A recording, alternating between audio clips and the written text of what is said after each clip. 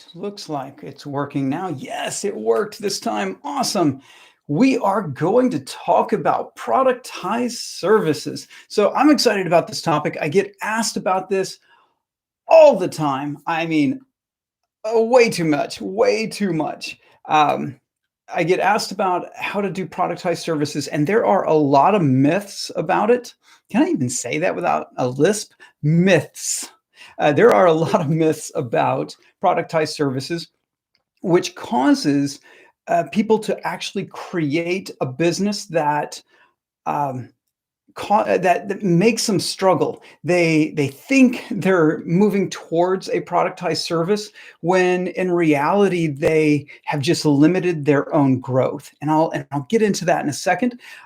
If you're interested in productized services, smash that like button. If you've just been watching my channel for a while, definitely please hit that like button. Let's beat that algorithm and ask your questions in the chat. I will be sure to answer them. So we're going to cover productized services. So if you can ask questions about that, that's great. But if you've got other agency questions, then, well, put those other ones in. Also, tell me where you're from. So we got someone said, hi, Swar, YouTuber. Hi. How you doing? Thanks for coming on and watching. And yeah, just tell me where you're from, what you're doing, and we'll start talking about productized services. So, hey from Sweden. Hey, MJ, thanks for coming on in Sweden. I bet it's really beautiful there this time of year. The only time of the year that it's really beautiful, unless you like snow. So, snow and cold. All right. Productized services. What are they? They are. Let's go with what they're not. The myths. Productized services are not packaged pricing. They are not a recurring revenue model. They let me bust into my notes. And they are not a bunch of services just shoved together. That they are not those things. What a productized service is a systemized solution to a single problem for a single group of people. They have this problem. They would buy a product if they could. They would purchase a product if there was one. If there was software that did this service, they would buy it. Okay? We need a specific outcome that occurs every single time. That's what a productized service business is. It's to turn a service as close to a product as you possibly can get it. If you keep that in mind, that the idea is to take a service and make it a product, then the closer you get on the spectrum from service to product, the more productized service your business will be. Okay, cool. Hopefully that was clear. Because we're going to go into, let me just set my notes up here so I can stop looking down. I can just look more at you guys. All right. So I just distracted myself. My ADD kicks in. All right, here we go. A productized service is not about systemization. It is a system. It does follow a system. And this is something that trips up a lot of new people. And a lot of new people like, I want to start off with a productized service. I don't want to do this custom service thing. But the problem with that is if you don't have enough experience doing the thing over and over again, you are not able to create the system that produces the product, the productized service. So I'll just keep saying product, right? To just kind of lodge that into your head. If you don't do a thing over and over again to get to that, you won't know how to replicate that product over and over again. So even in manufacturing, when they build a physical product, they start with prototypes. It's completely custom. So they do drawings and they kind of figure out what it should be. Then they build a prototype and they test that prototype, see what goes wrong. Then they build a limited run of those to see if there's any other improvements to be made. Not just improvements in the product, but also improvements in the way the product is built. Okay.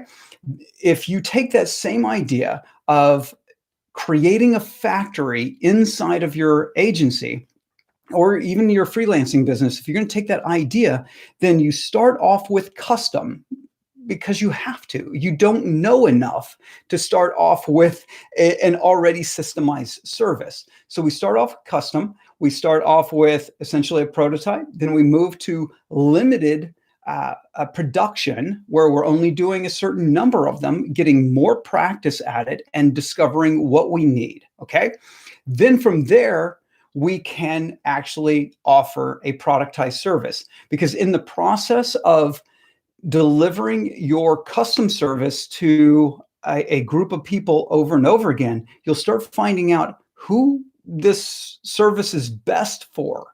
Because remember, as I said in the definition of it, it's a single outcome for a single group of people. And if you try to have an outcome for a large group of people, one that's not, I'll use the word niche, if it's not a really narrow group of people, then it'll have too many customizations built into it. It will need too many variations to actually serve the different needs of those people. And then it's not a product. Like if you go to buy a phone, you get a phone. The best thing you can do with, say, an iPhone is to get engraving put on it, or change the color. Like what do you want? Space gray, or do you want one of the other new colors? That's your customization. You can even have it engraved. That's the most customization you can possibly get with an iPhone. So then you can do then you personally can go out and get cases and things like that to modify it even further. But Apple does not do customization, because there's no way they could do customization on their phones for the entire world, because of so many different needs, all the different needs that people would have. So you need to narrow that down. So you have to do it over and over again for a group of people to determine exactly what they need. That's the big thing about systemizing a product, systemizing a service to turn it into a product. Then we have pricing. The other part is, do we have a package price? Do we have custom pricing? A productized service typically has a price, because you're going to get the same outcome. It doesn't matter if you're a large company or a tiny company that's buying this productized service, you get the same price because you get the same outcome. An iPhone does not cost a Fortune 500 executive more money than it costs just your average Joe on the street. It's the same price because it's a product. And this is something that actually kind of bites agencies in the butt later on, and remind me, and I'll talk about that. Then we have so package pricing. If you have, say, 3 variations of your productized service, so 3 different outcomes, which I don't really recommend. You should have the singular outcome, but you could have package pricing. And then that would be like the basic, the middle version, and the premium version. And you could have that pricing to be able to address a few more features, a few more needs that your target market desires, to be able to increase your margin, to be able to increase your revenue. I would say don't go to multiple package pricing until you figured out the one price, until you figured out that one outcome. Finally, what is a singular outcome? In the book, Built to Sell, John Warrillow, he's the one who popularized the term productized service. Not sure if he coined it or not, but he definitely popularized that term. And he's actually the one who introduced most of the confusion into what a productized service actually is, because he's got two different stories. There's the parable in the book, and then there's the story of his own company. And and the parable is a full service design agency that is doing all kinds of design work for all kinds of people, and they're not as profitable. They work a lot. They struggle. So yeah, an agency, right? Uh, any full service agency experiences that. And then in that parable, they start paring back down to what they do really well. Turns out creating logos was what they did really well. And they systemized the creation of logos and then created a price for that outcome. You get a logo. And that sounds like a productized service, but on that spectrum of service and product, it sits more somewhere in the middle, because everyone who gets a logo doesn't get the same logo. They get a logo, but every one of them gets a custom logo. The outcome is always 100% unique compared to all the other clients. So that means it's not even close to being a product. So I would say on that spectrum, it falls into somewhere in the middle. But the reality is, before that book, Built to Sell, we would have just said that was a systemized business, because a long time ago, gosh, 13 years ago, I sold the last of my swimming pool company. 13 years ago, I had a swimming pool company. We did cleaning services, we did repair services, and we did remodeling services. I didn't build new pools. That was a business I didn't want to get into. But we did all that work. We'd remodel pools. We would do all the repairs and the cleaning. And we had package pricing, and I'll just stick with just the cleaning side of it. We had package pricing, so you could get different tiers. You could get the basic cleaning service. You could get the medium one that did a few extra things. And then we had a premium service that we sold to the really high-end communities in the Phoenix area. We had these different packages.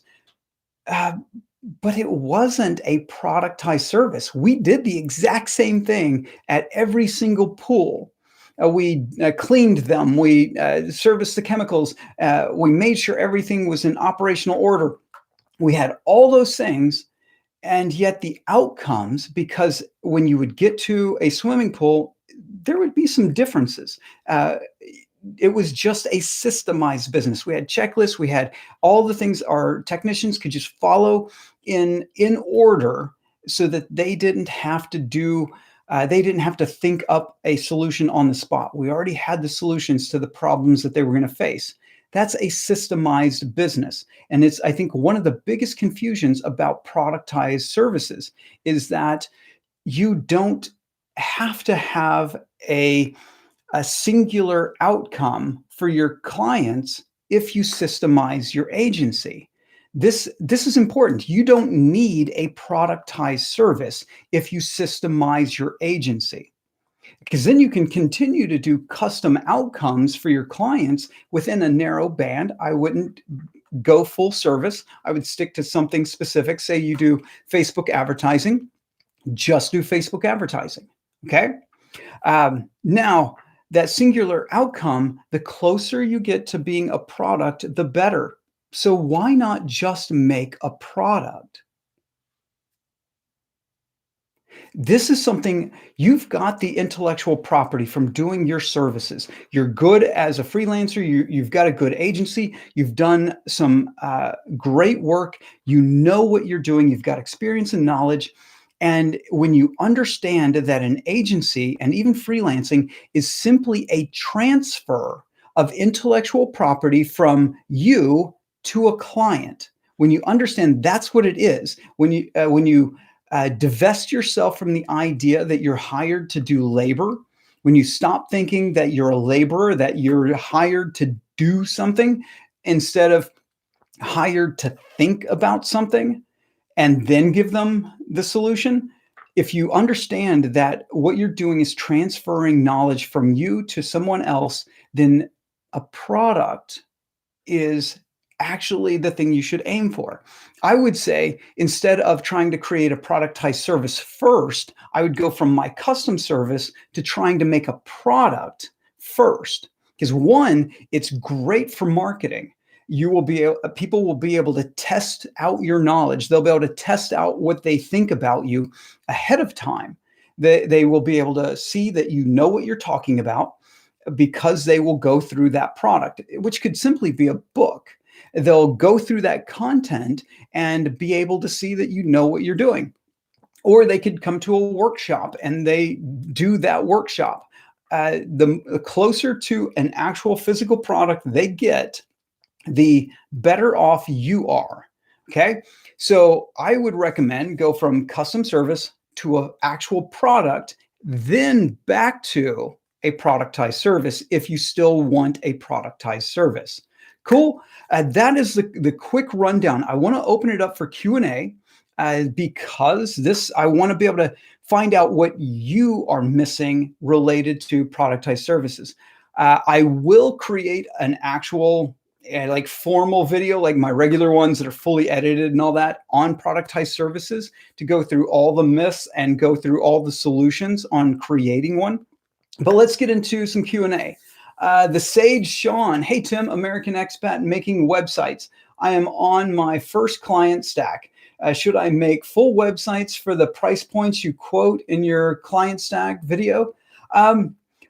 Okay, I'm not exactly sure what you're asking, but you should get as much as you possibly can get for your websites.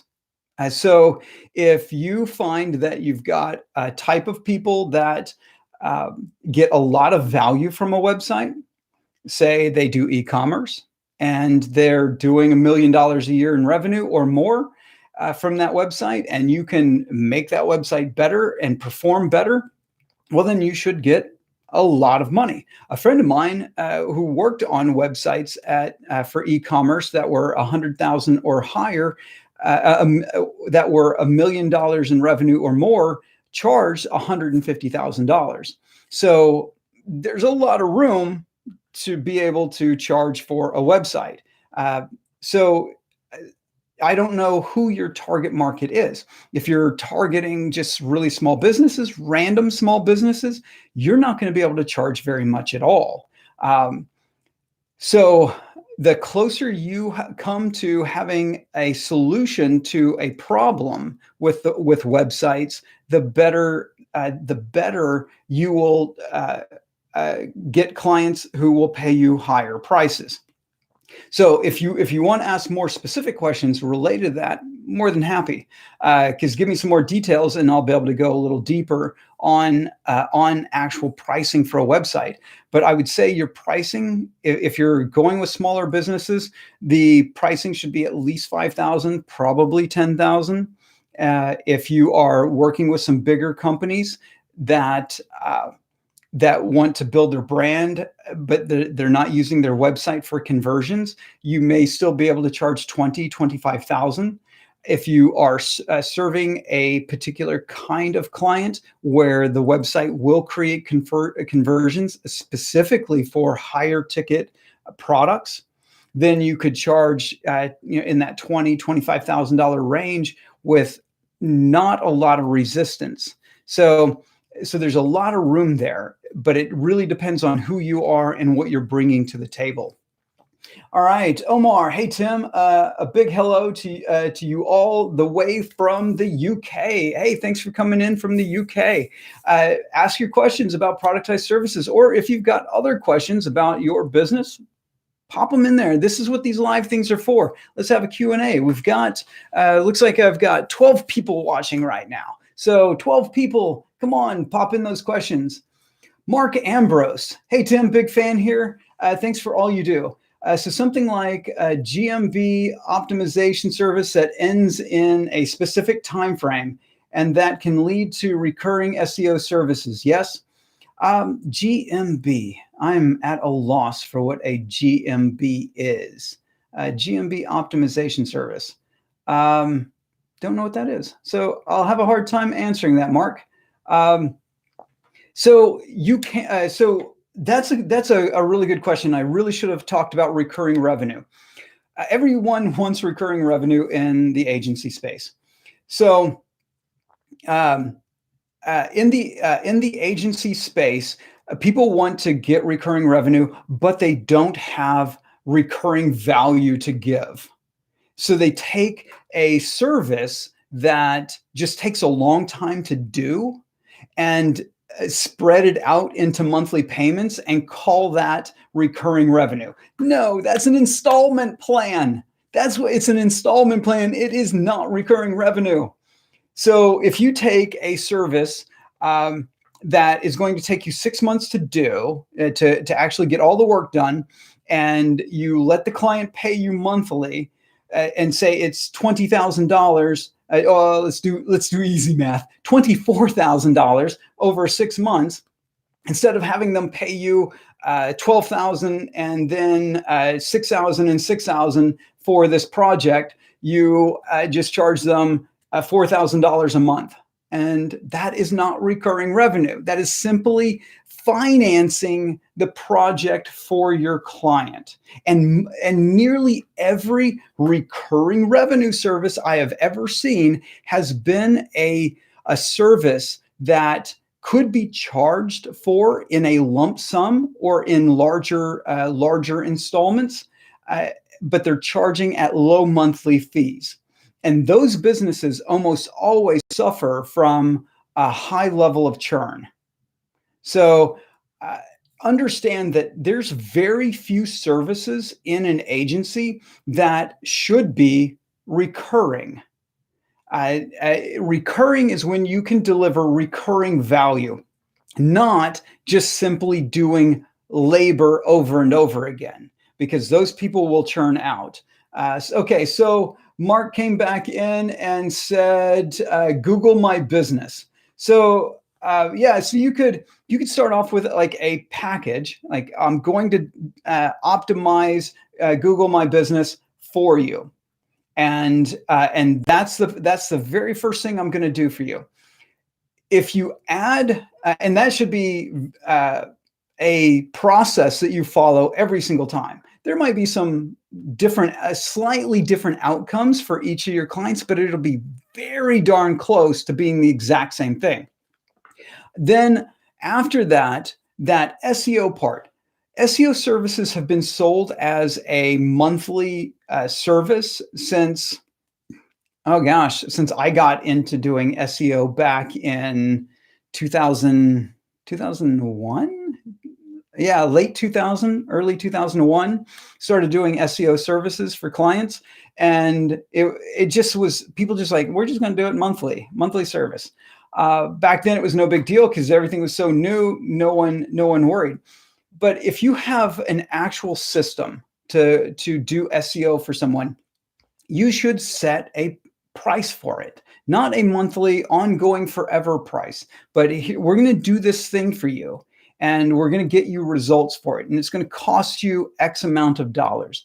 Most people in the SEO world are afraid of doing that because they know that their target market is too cheap to actually pay for it. So they try to figure out, how do I make this expensive thing, this very long project, sound like it's a very cheap monthly service? So then they end up doing like, I don't know, 60% of the work in the first couple of months. And then they're just hoping to keep the client paying on a monthly basis for years. Terrible business model. You should get paid for the upfront work that you're going to do, and then go to the maintenance side of things, which might be creating content on a regular basis and stuff like that. I've had a client, we were even talking about this. He had larger clients, but he was too afraid to change his business model to get paid those larger fees up front for all that heavy lifting that his business did, and was simply hoping that he could keep a client happy just by talking to them, being nice to them on an ongoing basis, that they keep paying a monthly fee for years so that he could recoup the cost of that initial work. So even with SEO, I'm not a big fan of monthly payments until after that big heavy lifting part is done. All that major work that you have to do, get paid for that. Okay. Let's see. Abhinav, Tim came here all the way from LinkedIn. Awesome. What productized services would be best for contractors when it comes to marketing for them? Nothing. I have worked in marketing for the construction space. I have about 3 years of knowledge in that space from investing into an agency that did that. Most construction companies do not believe they need marketing. They say they want it, but what they want is advertising that generates leads. So the closest thing you could get to a productized service is selling leads to the contracting space. That's the closest thing that I can think of. So it's not really a productized service at all. You're just selling leads. You're selling a product. Here is leads. You buy them. You could sell that all day long. And if you understand how to generate leads, how to qualify those leads, and get the right customer base, you can build a large company in the lead gen space. Most people don't do it like that. Most people half-ass it. They don't figure out the systemization necessary to give high quality leads to the right kind of customer. And then they just don't understand the high level of churn inside that business, because it's more than just getting a lead from the internet. Qualifying in almost every case requires a phone call. So the largest lead gen companies in the United States, they all have call centers. I mean, hundreds of people on phones. So, and they do a ton of work at generating leads through Facebook ads, Google ads, the whole works. It's a machine with high employee turnover, high customer churn. But if you figure out the system to run that, you can build a massive business. I know of 2 that are over $60 million a year in revenue. So it can be a big business. I'm just not interested in that kind of business, but it's the only one that I know of that in the SEO space, in the contractor space, that they really desire. And I had a Freudian slip with SEO. SEO is something that a lot of contractors will pay for, but they won't pay a lot for it. So I mean, like, in the low thousands. So you have to have a very good systemized operation to be able to deliver quality rankings for these people, so they get traffic to their site, because all they care about is getting that phone to ring. And if you're doing SEO and they're getting traffic, but that phone doesn't ring more often for them, then they're going to stop using you.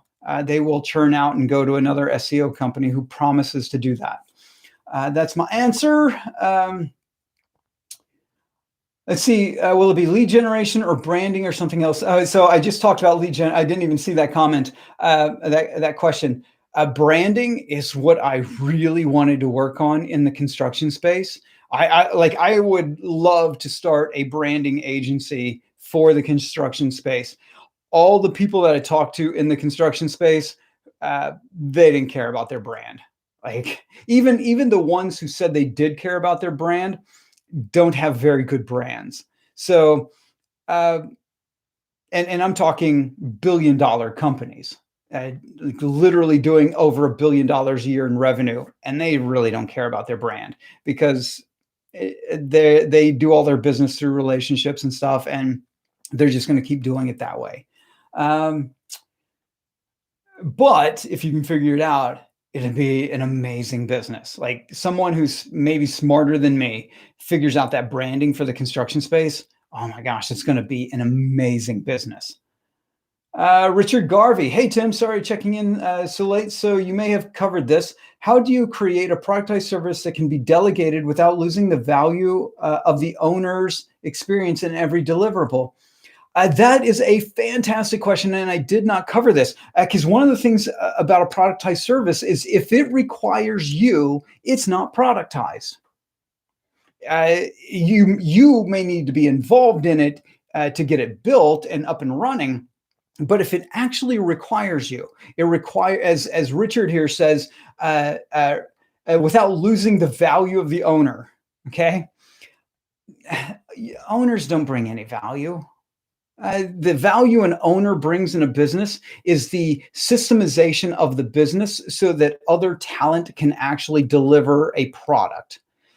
That's it. And so that system might be machines, it might be software, it might be people, or a combination of all those things to produce a product that a market wishes to buy, and hopefully at a premium. So you have all this IP locked up right in here. First thing you should do is start writing it down. Write down your IP. Figure out what you're good at. Figure out what it is that you bring to all your clients that you believe is special. And I'll tell you this, just that exercise of figuring out why you're special, like why would someone buy from you? Why buy from you instead of someone else? Most agencies cannot answer that question. Most freelancers cannot answer that question. Or they give some generic answer. And it's like, well, everyone else in your space says that exact same answer. So then you're not unique. So figuring out why you're unique, figuring out why someone would buy from you as opposed to anyone else on the planet, you figure that out, write it down. That's why I said, instead of going directly to a productized service, and you may have not caught this part, but instead of going directly to a productized service, go to a product. Write it down, create a book, create a course so that you can figure out what your IP truly is. That transfer of your experiences, your knowledge, and your secret sauce into a product. Because if you can do that, you can definitely create a productized service that provides far more value than a product does. So I would highly recommend you do that. Okay, scrolling down. Abinov, also, I believe in having two types of services, one on a premium pricing and second, a low priced one so that I can have more clients and help the low ticket ones earn more and eventually shift into the premium program. What's your thought on this? I say, unless you're a big agency, you're actually going to lose money or lose, if not directly lose money, lose opportunity. Because if you can do the work for a larger a client, then just do the work for a larger client. All custom services, even productized services, if you can get larger clients, only work with the larger clients. That's why I have the video on client stacking, because as you get better at something, as you actually make more you have better IP, you can create better outcomes, and you start working with bigger clients. Those bigger clients get far more value from what you do than the small ones. So working on the small ones is almost always opportunity costs, if not actually losing money. So I wouldn't recommend it at all. That's why I always teach the three income streams: your client services, your member services, and your customer products. So if you figure those three out, and you can look at my other videos on 3 streams of income, you figure that out for your business, then all the work you do for your clients, those high-end clients that pay you lots of money, becomes intellectual property that you can convert into other products and services that do not require much labor from you or any labor at all after they're created. That's my thoughts on it. Stony, there are a lot of these call centers in Mexico and Colombia. Yeah, call centers everywhere so a lot of call centers tried moving to like India and the Philippines. Philippines do a really good job with call centers for America. Granted, the time zone is like it's got to be killer on the staff. But a lot of call centers throughout the United States. Utah has tons of them. Let's see. Richard Garvey, you may need, Stoney says to Richard Garvey, you need to train other people to review work of the others using a systemized process, SOPs and Google Docs with checklists. Yeah, I just did a video on systemizing a business. Quality control with documented steps, a review process, delegate the easiest tasks first. Stoney, that I'm agreeing with everything until the delegate the easiest tasks first. Growing a business grows faster if you delegate the hardest stuff first. Bringing in other people who are actual experts into your business, even if they're contractors, will advance your business far faster than hiring a VA. I'm the only person that I know of that actually gives that advice. Everyone else out there is like, go get you a VA and take off the stuff you don't like to do and all the super simple stuff.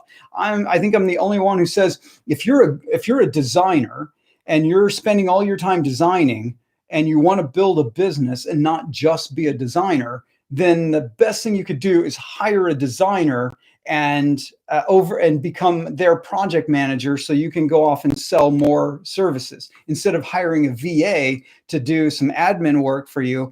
And then you're still doing all the labor for your clients.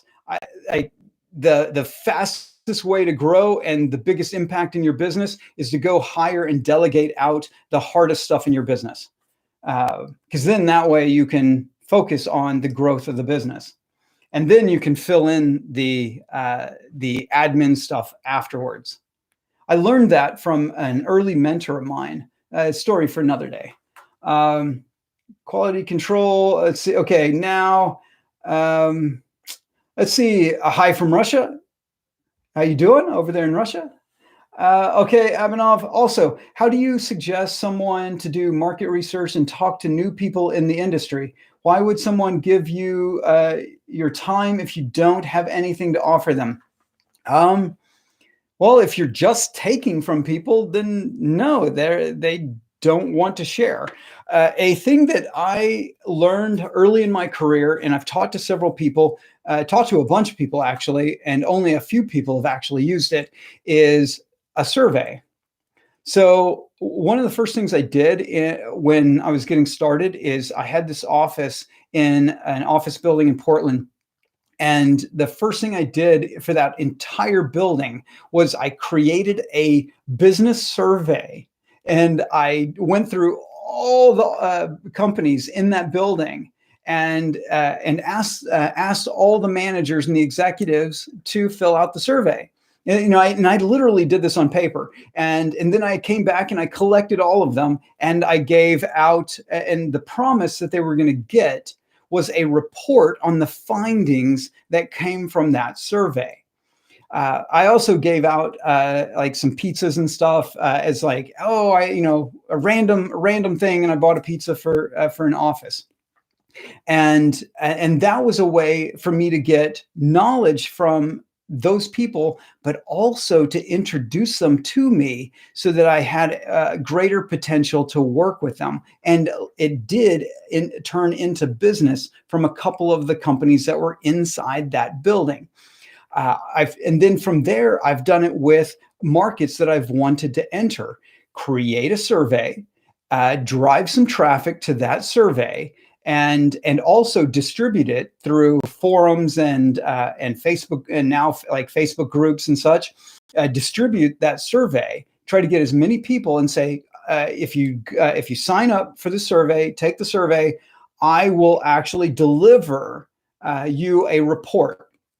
And this will give you tons of information about what they think and what's going on, and you can get your market research done. A friend of mine did this with his with a survey for CMOs, chief marketing officers, and he only targeted the smaller businesses that were in the like low millions to like maybe $20 million in revenue in the tech startup space, and he got an email from the chief marketing officer of Oracle, giant company, got an email saying, I'm not going to take your survey. I just want you to send me that report.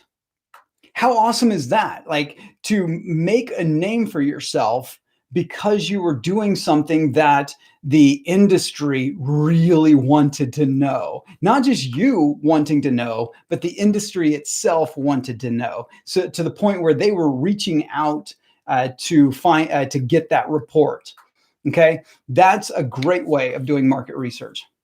Okay. We're coming down to the end of this, so we'll answer a few more questions. I hope everybody who's been watching has gotten great value, and we've got several people watching, and I just don't see enough likes. Come on, hit that like button. Give me a like or two on here. Let's beat that YouTube algorithm. All right, especially if you've been getting some value from this conversation, that would be fantastic. Okay, so Stony, yes, I recommended to start with the easiest task first because of human behavior. Often people will not start to document and delegate. Yeah, people just aren't going to do the things that are in their best interest. But if you want to make the biggest moves, go to the biggest activities. All right. Kumar, I do not know how to say your first name. What is the average time a content writer to be given to create 2,000-word article? Depends on the client. Like a 2,000-word article that's going to go into the like the New York Times, or going to go into the Economist, or some like a big publication. Well, probably weeks. Like a big story that might go into the New York Times might that writer might have put months into it to be able to get that story written. So if you're just talking about creating generic SEO content, I don't know, an hour, 2 hours, just crank out some stuff. And if you're doing, and so for anyone who's thinking about doing like generic content for SEO, you need to use AI.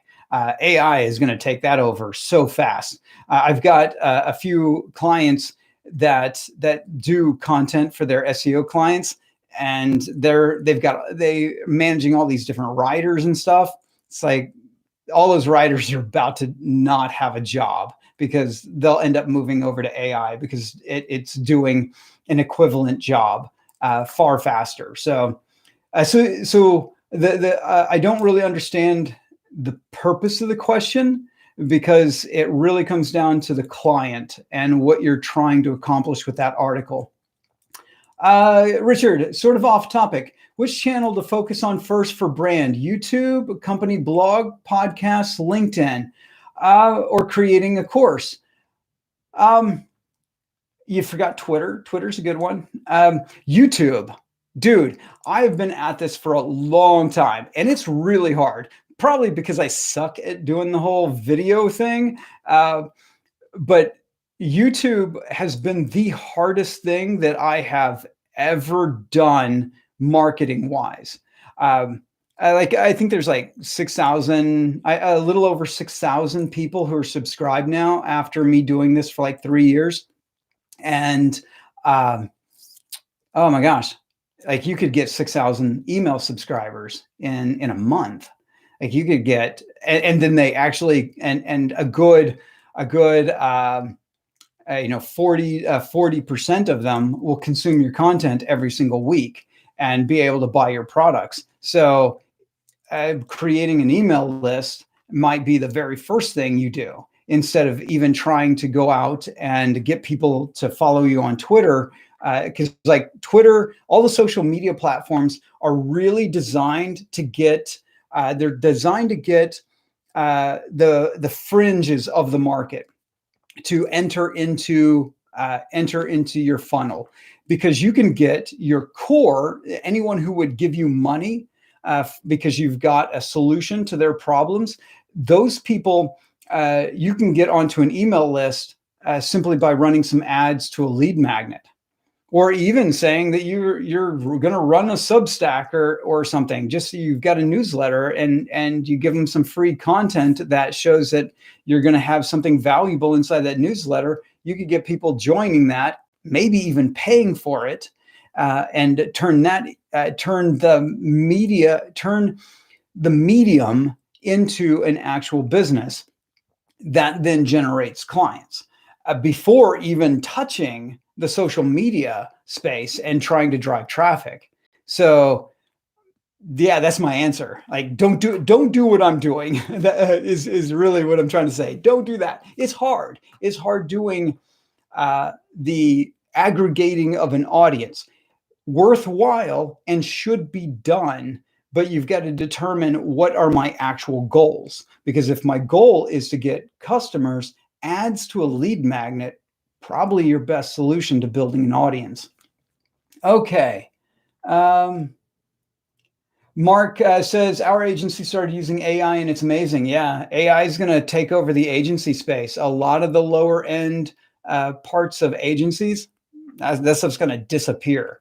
And if you're not upping your expertise, upping your game, you're likely to get outsourced to a machine. Okay. So Abhinav's asking, hey, Tim, since you said you've 3 years of experience in construction space, so what type of contractors generally have a lead gen problem? Roofers, remodelers, all of them? They all have a problem with lead gen. They all are desperate for lead gen. Just get good at one of them.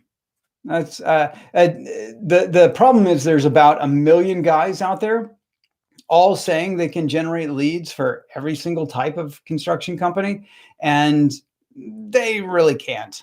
And so there's a ton of client churn. So do not think you're going to make a ton of money in the first few months until you get a systemized lead gen business up and running, because you'll churn through a ton of clients getting there. And because you're going to be you're probably going to have, your pitch is probably going to be almost identical to 1,000 other people in that space. It's a really hard game. So you got to be really good to stand out. You got to be good at generating really good leads, but you also have to be good at marketing yourself to show that you're different from the thousands of others who are clamoring to get business. So Facebook lead generation campaign for insurance selling. Any tips? Is pretty vague. Do it. I can't give you tips on something like that, because I don't know what you're trying to do. I know there's a lot of gurus who just give you an answer. But if I don't know what you're trying to do, I can give you an answer and it'd be completely wrong because it doesn't fit your situation. I don't know what you're trying to do for selling insurance. I had a client who actually was in the insurance space, and he used Facebook advertising, and almost all of it was to go to a lead magnet. There you go. That's the best tip I got for you. Stony, curation of good content is a good model. With AI sequence models, you will still need an editor to generate quality content. Maybe at this point, you might still need an editor, but pretty soon that's not going to happen. It will be better than any writers in, I don't know, maybe the next couple of years. How to differentiate marketing strategy for two clients in the same industry? You don't, if they're not in the same location, you don't have to differentiate at all. If they are direct competitors of each other, then it gets really difficult, because you have to actually dive deep into the market to find out. You have to dive deep into the market and dive deep into those businesses to see how they're different from each other, to find out why someone would buy from one versus the other. If they're in separate locations, they don't compete against each other, you don't have to differentiate. If they do compete against each other, then you've got to dive deep into why those companies are different from each other to be able to create that marketing. All right. We are at 51 minutes. Anyone else have any questions, want to jump in about productized services, or want to ask any kind of business question? We got one more question comes in. I'll answer that and we're done. Cool. And I really appreciate you guys all coming through here, staying on for 50 minutes and having me ramble at you. MJ, how should I message potential leads on LinkedIn leads? On LinkedIn or just LinkedIn? So Mark, you're welcome. It says, thanks, Tim. You're very welcome. MJ, how should I message potential leads? Are they contacting you? They've raised their hand, or are you going at it cold? Because two different methodologies. I would say on LinkedIn, hopefully you're building content on LinkedIn and trying to build an audience on LinkedIn, because that is crazy underserved. I think that's my newest push right now, is building an audience on LinkedIn. And I'm doing my best to not have like just following anyone. Like I'm trying to get I'm not just connecting with anyone and everyone on LinkedIn. I'm just trying to get people to follow me. So as long as they're following me on there, and I can build up an actual audience that consumes my content there, because then what I can do is I can do things like this, where I posted on LinkedIn to come on over here. And participate in this live stream. I'm going to do some live streams on LinkedIn coming up, because they finally approved me for that after all this time. So I'll be able to start doing live streams there, so creating more content there. I'll offer lead magnets in that space. I'll even offer access to my consulting services, or even into my membership services. And even my products, I will start offering those things. So my specific focus is on audience creation, to get them to raise their hand and say, I want to work with you, not me going at them cold. Because when you go after people cold, you're not considered, you have a lower status. You're at a lower status than somebody that is asked. So if somebody comes to me and says, please work on my business, that gives me a higher status, gives me greater opportunity for negotiation with that client. If I go cold to a prospect, then I am trying to pull business out of them. And that makes my job far harder. I don't like doing that. I've done the whole cold thing at the beginning of my career. I don't really like it. So I don't put a lot of emphasis in that. So my advice is, I'll tell you how I'm doing it, how I'm focused on it, and then you can decide whether or not you want to follow that. All right. Let's see. Maureen Wiggins. Hi, Tim. I'm a business coach and trainer. My clients are well-funded tech startups. I have a lot of experience and deep knowledge and want to build a course. What would you market and run? How would you market and run this? Well, so you have well-funded, a lot of experience and deep knowledge. What about deep network? Because if you got a deep network in that space, launching a course, super easy. If you don't have a deep network in that space, launching a course in that space, a lot harder to do.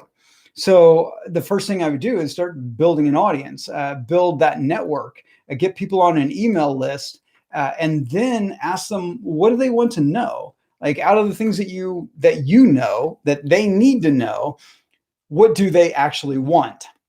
And then you can build a course that answers that specifically. That's my advice. I know I said I was only going to answer one more, but then stuff started just rolling in.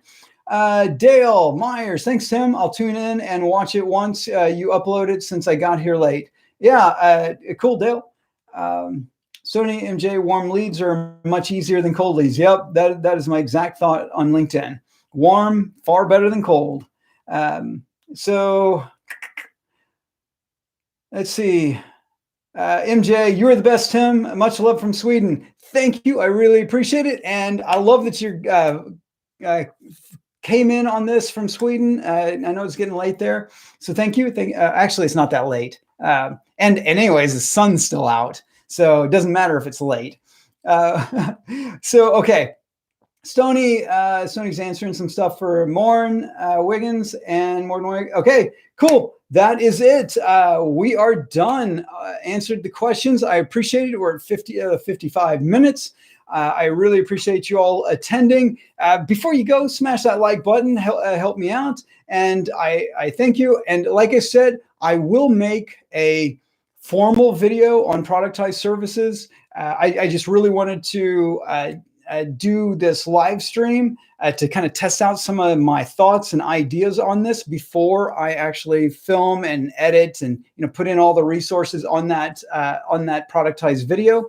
But there will be this one, and in the next few weeks we'll produce another formal video on Productized services. Cool. Thank you all. I really appreciate it. And we got some thank yous. And all right, I will talk to you all in the near future. I want to do this live stream more often, but I appreciate you all coming on.